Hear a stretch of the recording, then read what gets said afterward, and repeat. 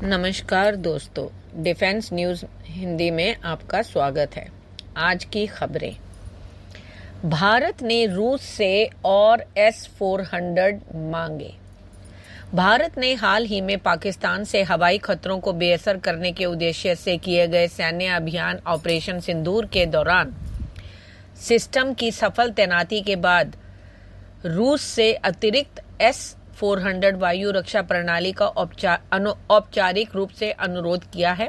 भारत में सुदर्शन चक्र के रूप में जाना जाने वाला S-400 आने वाली मिसाइलों और ड्रोन को रोकने और नष्ट करने में महत्वपूर्ण भूमिका निभाता है, जो वास्तविक दुनिया के युद्ध परिदृश्यों में इसकी प्रभावशीलता को दर्शाता है।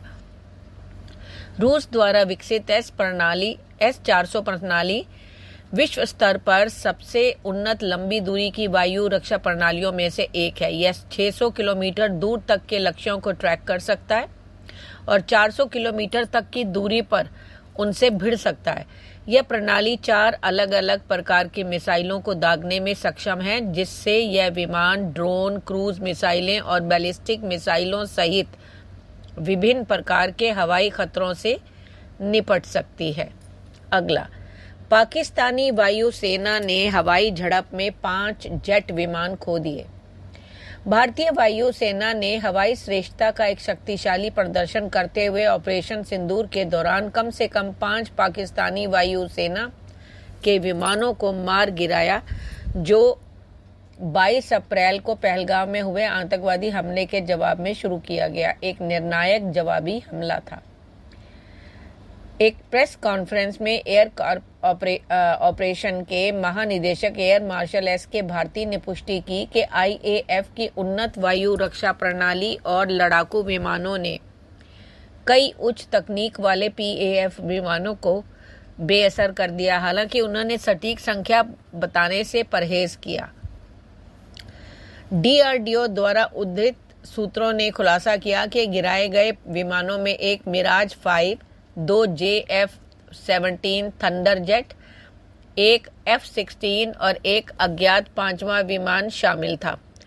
भारती ने एक उच्च मूल्य लक्ष्य के विनाश का भी संकेत दिया, जिसके बारे में व्यापक रूप से अनुमान लगाया जा रहा है कि पाकिस्तान के 9 साब 2000 airborne early warning and control system विमानों में से एक था, जिसे PAF बेस भुलारी में एक हैंगर पर हमले में या तो मार गिराया गया या क्षतिग्रस्त कर दिया गया है।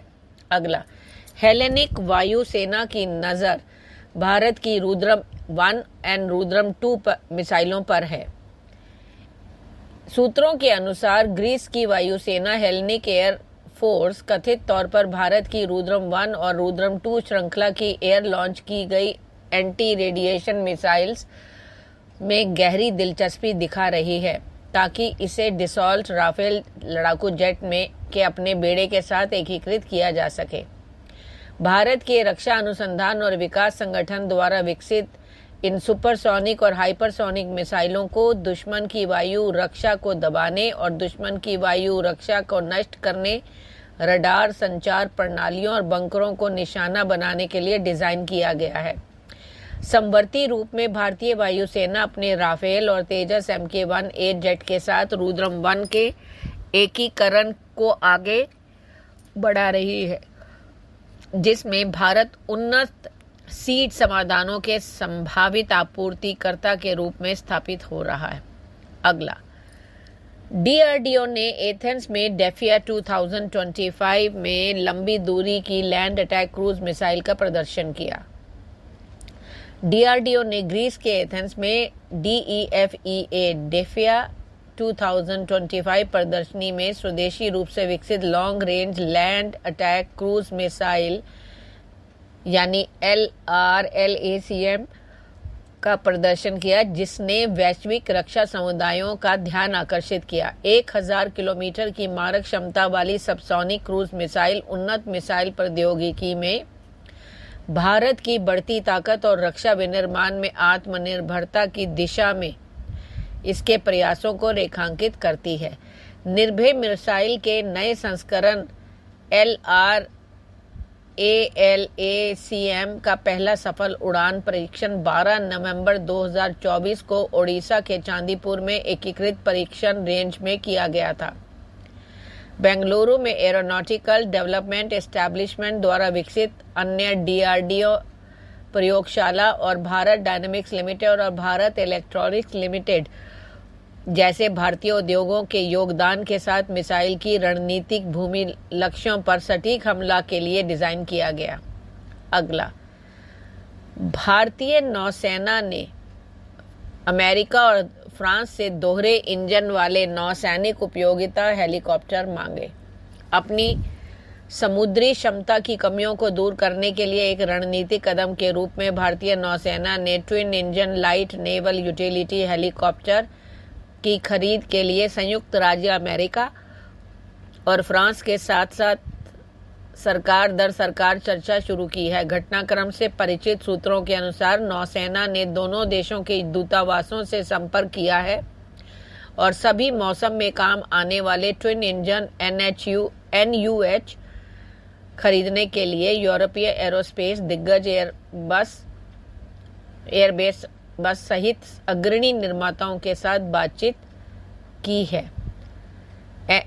NUH के 5 टन वजन की श्रेणी में होने की उम्मीद है और युद्धपोतों से तट तक उसके विपरीत निर्बाध संचालन को सक्षम करने के लिए फोल्डिंग ब्लेड से लैस है। यह खरीद नौसेना की 111 ऐसे हेलीकॉप्टरों की लंबे समय से चली आ रही जरूरत के अनुरूप है ताकि इसकी समुद्री निगरानी, रसद और खोज और बचाव क्षमताओं को मजबूत किया जा सके।